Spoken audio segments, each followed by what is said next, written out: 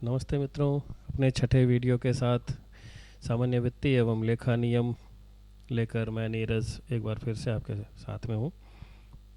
उम्मीद करता हूँ कि आप बहुत अच्छी तरह से सीख रहे हैं और आप पढ़ भी रहे हैं घर पे भी, ताकि अपनी जूनियर अकाउंटेंट की अच्छी से तैयारी हो सके और आप इसमें सफलता प्राप्त कर सकें।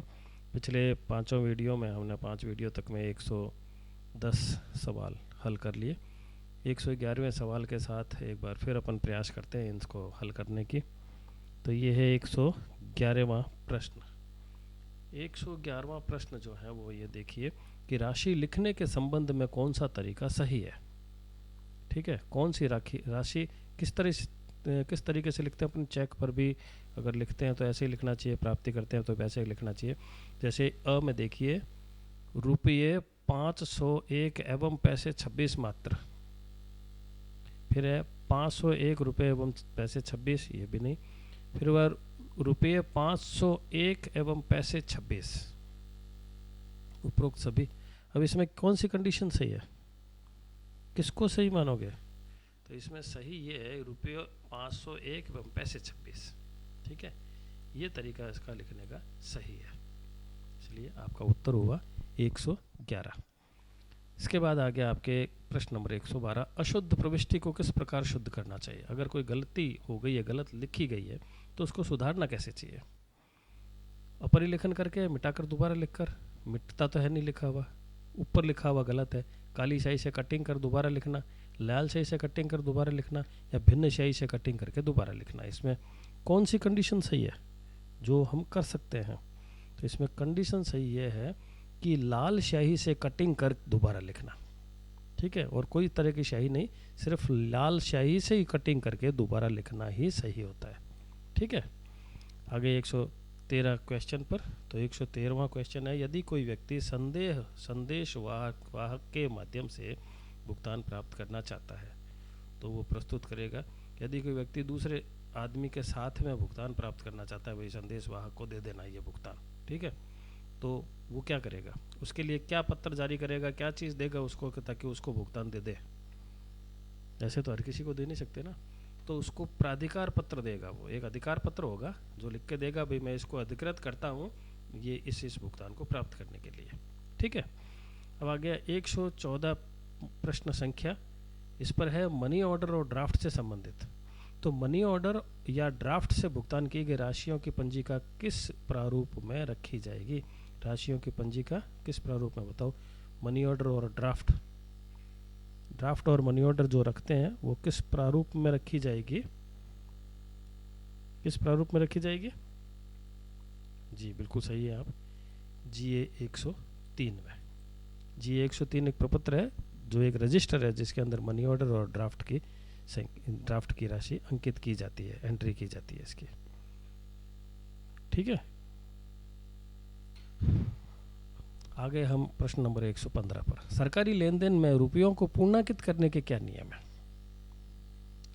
सरकारी, ये तो सभी शायद जानते हैं कि 50 पैसे या 50 पैसे से ऊपर अगर हो तो 1 रुपया काउंट होगा, और 50 पैसे से कम की राशि अगर हो तो उसको छोड़ दिया जाएगा।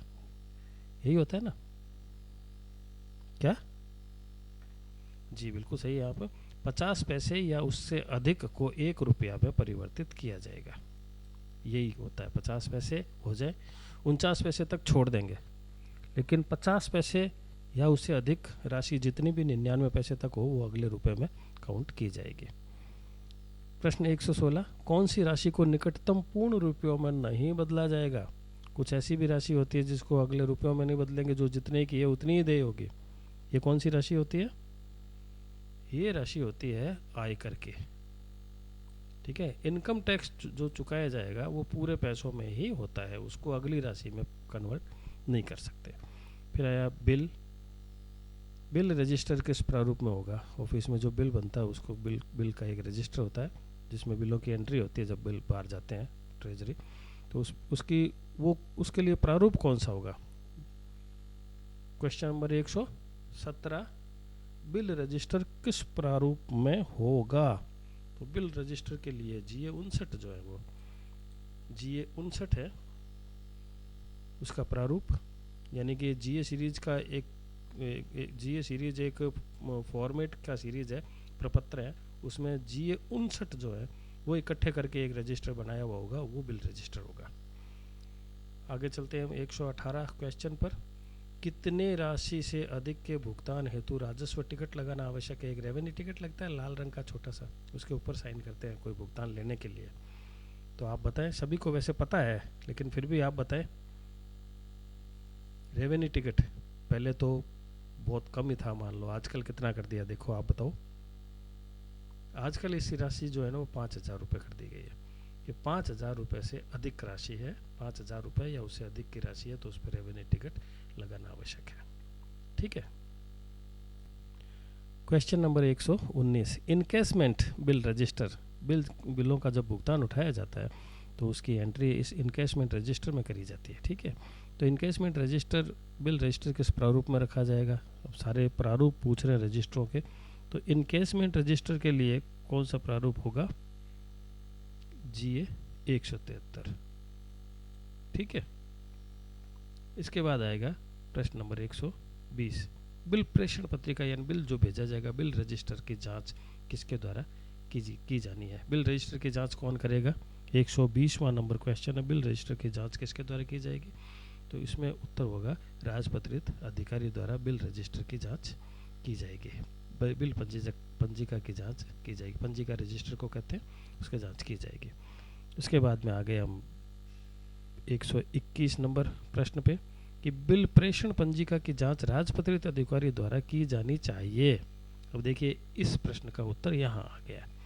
पहले तो दिया हुआ था कि किसके द्वारा की जाएगी, यहाँ लिख दिया कि बिल प्रेषण पत्रिका की जांच, पंजिका की जांच राजपत्रित अधिकारी द्वारा की जानी चाहिए। लेकिन कब कब की जानी चाहिए, इसमें ये इसका प्रश्न इन्होंने बना दिया है। तो इसका क्वेश्चन है इसमें कि सप्ताह में 2 बार, कम से कम सप्ताह में 2 बार, नियम यही है कि सप्ताह में 2 बार कम से कम बिल प्रेषण पत्रिका की जांच हो। वो करे नहीं करे वो एक अलग बात है। क्वेश्चन नंबर 122, यदि कोई 5,200 रुपये के बिल में से 250 रुपये आयकर कटौती का शुद्ध भुगतान 49.50 किया जाता है तो क्या राजस्व टिकट आवश्यक होगा? यानी बिल तो जो है वो इतने का है, लेकिन उसमें से इनकम टैक्स इतना काट दिया तो शुद्ध भुगतान उसको फिर किया तो 4,950 रुपये का, तो क्या राजस्व टिकट लगेगा इसके ऊपर?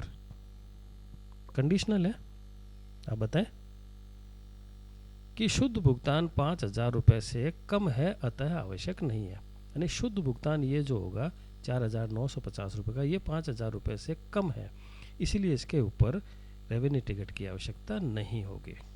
ठीक है।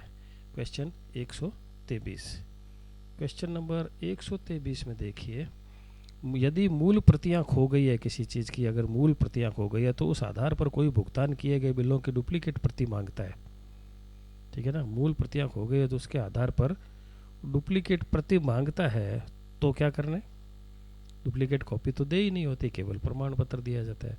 ठीक है ना, तो केवल प्रमाण पत्र देंगे, रसीद 2 बार कभी भी नहीं मिलती।